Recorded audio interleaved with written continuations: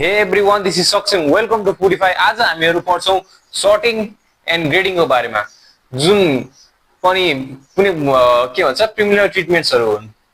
जस्तै अघिल्लो क्लासमा मैले क्लिनिङको बारेमा भनेको थिएँ, योचोटि चाहिँ सर्टिङ एन्ड ग्रेडिङ। सर्टिङ भनेको चाहिँ अब छान्नु, र ग्रेडिङ भनेको चाहिँ त्यही अनुसार त्यसलाई चाहिँ मार्क गर्नु र क्वालिटी, त्यसको क्वालिटीको ऱ्याङ्किङ गर्नु, त्यसलाई चाहिँ ग्रेडिङ भन्छ।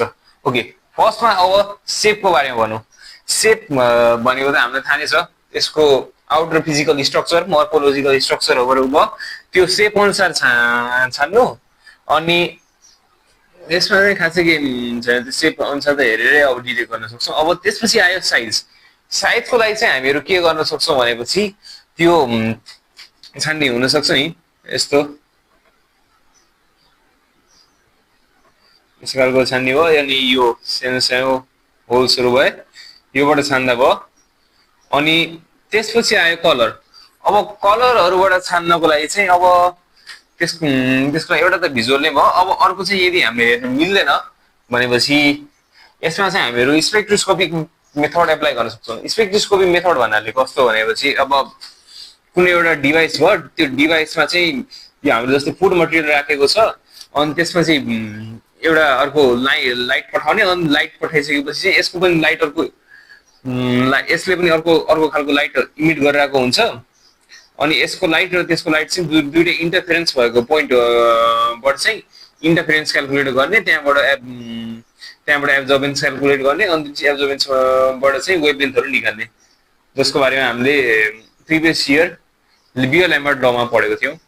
ओके, त्यो भयो। अनि त्यसपछि त्योभन्दा बाहेक अर्को भयो वेट। अब वेटको लागि चाहिँ अब त्यही हो, वेटिङ मसिनमा राख्ने, अनि त्यसपछि वेटिङ मसिनले चाहिँ जोगिदिन्छ। ओके, अनि त्यसपछि आयो ग्रेडिङ। ग्रेडिङ भनेको चाहिँ अब कस्तो भनेपछि, सर्टिङ गर्ने काम चाहिँ हामीहरू चाहिँ क्वालिटी प्रोडक्ट छान्नको लागि गर्छौँ। अनि ग्रेडिङ भनेको चाहिँ अब तिनीहरूको कमर्सियल भ्याल्यु अनुसार गर्छौँ।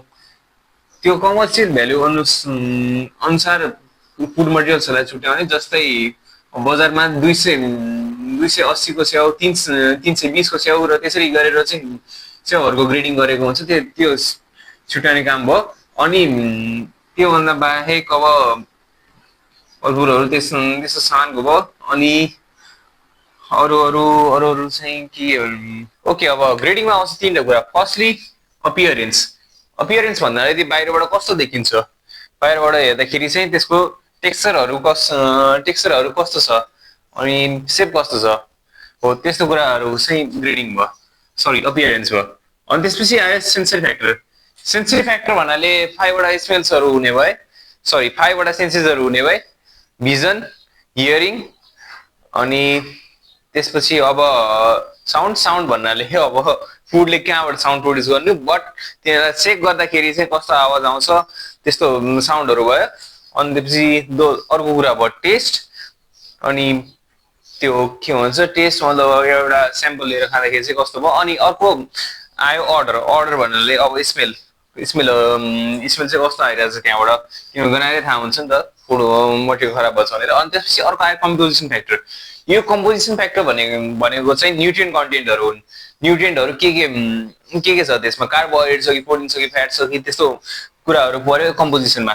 त्यो अनुसार ग्रेडिङ भयो। ल, यसरी हामीले सर्टिङ एन्ड ग्रेडिङ सकायौँ। अब अर्कोमा पढ्नेछौँ हामीहरू पिलिङ, तास्नु। Thank you.